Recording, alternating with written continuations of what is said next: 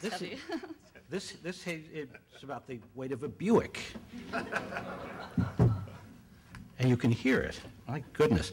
I was warned by my wife and my son that if I get up here and start going technical, you'll be picking up things from the tables and throwing them at me, and they won't be roses. So I'm not going to go into yellow layer failure, nitrate, and acetate decomposition, and all of that, hoping to survive the afternoon.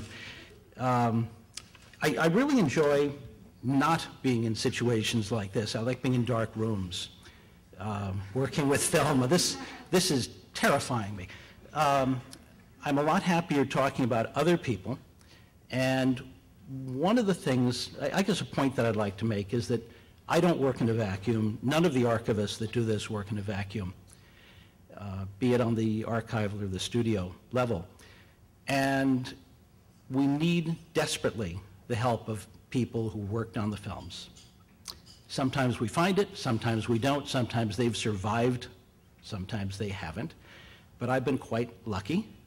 And I asked one person to come join us this afternoon.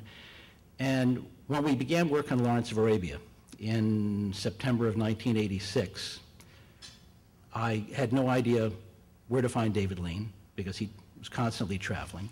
And I tried to find this lady, who I presumed was in the UK, and I could not. And finally found her through a friend, John Davison, who was working in a picture, I think, at the old Selznick lot. And I asked him, as a film fan, have you heard of this woman? Do you have any idea where she is? And he said, can I call you back in 10 minutes? And he said, she's actually cutting a film on the other side of this wall. So talk about a small, tiny industry. When we began work on Lawrence, there was no cutting continuity. There was no surviving copy of the long version of the film. No one knew what it was besides David Lean, who remembered most of it, and the young lady sitting at the table over here, and I'll just give you a few of her credits. She's actually been doing this is her 8th decade working in film. So she's been doing it a little longer than many of you. She started, I believe, as a second assistant on The Red Shoes. Sort of, okay. Went on as an editor in her own right, adding to and literally changing the language of the cinema in an editorial sense. She cut, and I hope I'm getting these right, Horse's Mouth. These are just a few of them. Beckett, Tunes of Glory, Murder on the Orient Express, The Elephant Man, Ragtime, Greystoke, Lady Jane, Chaplin, In the Line of Fire, Erin Brockovich, and she holds the Academy Award for Best Editing for Lawrence of Arabia. And because she made the restoration of Lawrence something that could be done, I'd like you to meet Ann Coates.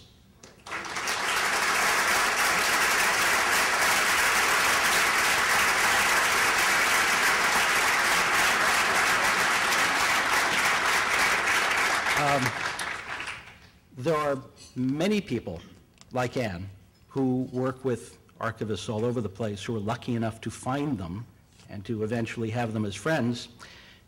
If I can lift this, I need to thank the Academy, which is doing an incredible job here this afternoon, in spite of the rain, which I'm told, I'm from New York, where it's 9 at the moment, and I'm told this is the first time it's rained here like this since Wilson was in the White House.